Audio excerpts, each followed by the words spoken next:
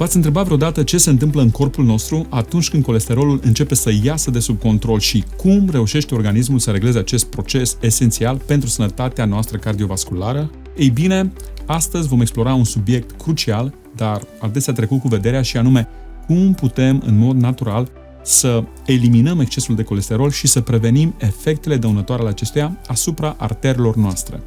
Vă voi prezenta strategii eficiente și suplimente care nu doar că reglează colesterolul, dar și protejează sănătatea vasculară pe termen lung. Dacă vreți să aflați mai multe din secretele naturii și ale științei pentru a vă menține inima și arterele sănătoase, rămâneți cu mine până la final. Salutări din Chicago, sunt Cipri Kaiser și vă spun bun venit pe canalul meu, locul în care veți putea descoperi o mulțime de informații care vă pot îmbunătăți viața, așa că vă invit să vă abonați chiar acum pentru a fi la curent cu postări noi. 75% din colesterolul corpului nostru este produs de organism, iar doar 25% provine din alimentele pe care le consumăm. Colesterolul este vital pentru buna funcționare a organismului, este esențial pentru producerea acizilor biliari, pentru formarea membranelor celulare, pentru sinteza hormonilor, inclusiv a vitaminei D3, care este un hormon, pentru izolarea neuronală și refacerea stratului de mielină. Colesterolul îmbunătățește funcția cerebrală. De asemenea, acesta joacă un rol important în transportul substanțelor liposolubile prin sânge, facilitând astfel distribuția lor în întreg organismul. Colesterolul ajută la creșterea permeabilității celulare, la menținerea sistemului nervos și la hidratarea optimă a corpului. Fără colesterol, repararea celulelor ar fi imposibilă. În plus, colesterolul facilitează digestia grăsimilor, sprijină sănătatea reproductivă și joacă un rol esențial în menținerea unui sistem imunitar sănătos. Am enumerat toate aceste beneficii pentru a sublinia importanța colesterolului în buna funcționare a organismului. Este esențial să înțelegem corect rolul colesterolului și să fim conștienți de consecințele pe care le pot avea medicamente care reduc colesterolul. Aceste medicamente ajung adesea să perturbe echilibrul organismului, afectând sistemul endocrin și hormonal, sănătatea emoțională și funcțiile cognitive. De aceea este important să explorăm metode naturale pentru reechilibrarea nivelului de colesterol din sânge, asigurând astfel o sănătate optimă, fără efecte adverse. În ultimii ani mi s-au tot repetat că ar trebui să consumăm mese fără grăsimi sau alimente degresate, sub pretextul că acestea contribuie la creșterea colesterolului și afectează sănătatea inimii. Totuși, această concepție este învechită și a fost infirmată de numeroase studii științifice în ultimii ani. Spre exemplu, un studiu publicat în anul 2018 de către American Heart Association a concluzionat că nivelul colesterolului total nu are impact semnificativ asupra sănătății cardiovasculare. Această descoperire contrazice vechiul slogan conform căruia consumul de grăsimi ar trebui evitat pentru a proteja inima. De fapt, dovezile arată că această afirmație este falsă. Mai mult, lipsa grăsimilor sănătoase din dietă este asociată cu apariția prematură a bolilor neurodegenerative, cum ar fi Alzheimer. Timp de 4 decenii ni s-a recomandat să alegem alimente degresate, dar statisticile arată contrariul și arată o legătură directă între lipsa grăsimilor din alimentație și creșterea alarmantă a cazurilor de Alzheimer. Înainte de anii 1980, prevalența bolii Alzheimer pentru persoanele cu vârsta de peste 65 de ani în Statele Unite era de aproximativ 1,8 milioane. După promovarea agresivă prin televiziuni a dietei sărace în grăsimi între anii 1980 și 1990 și până în prezent, incidența acestor boli a crescut la 6,4 milioane de cazuri, ceea ce reprezintă o creștere de 356%.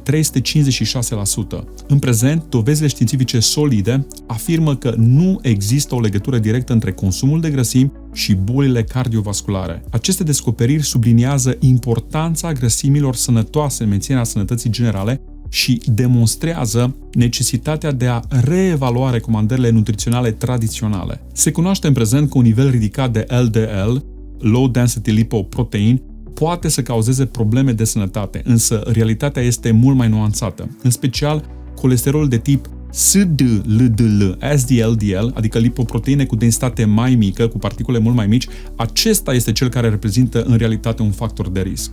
Acest tip de colesterol poate fi identificat printr-un test mai avansat, al densității lipoproteinelor. Nivelurile crescute de SDL-LDL, SDL-LDL, sunt asociate în principal cu consumul excesiv de zahăr și carbohidrați și nu cu grăsimile din dietă.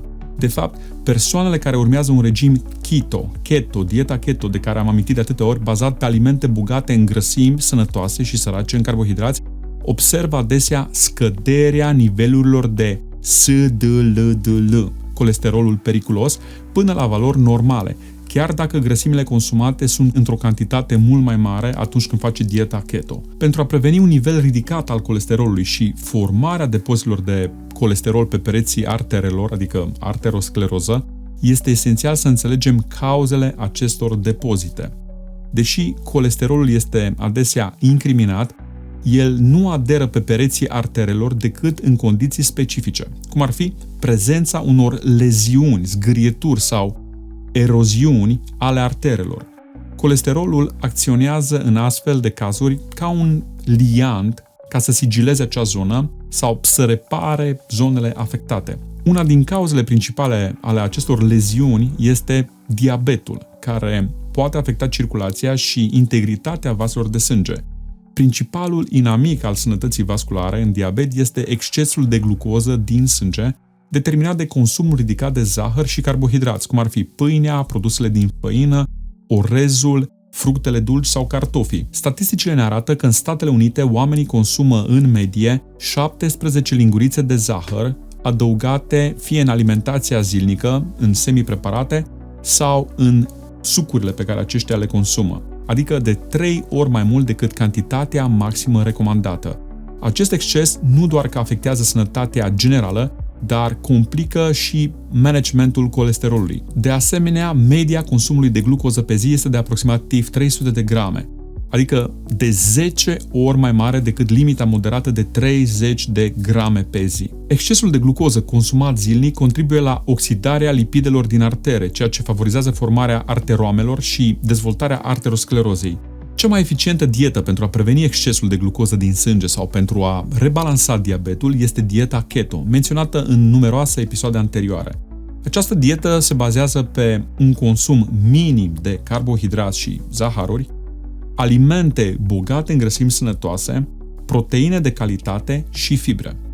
Prin reducerea drastică a carbohidraților și înlocuirea lor cu grăsimi sănătoase din dieta keto, nu doar că vom ajuta la reglarea glicemiei, ci vom ajuta la protecția împotriva depunerii colesterolului pe artere. Alți factori care pot afecta sănătatea vasculară și implicit să ducă la depozite de colesterol pe zonele afectate pot fi tensiunea arterială ridicată în mod constant, care poate cauza leziuni pe pereții interiori ai arterelor, ceea ce favorizează acumularea colesterolului.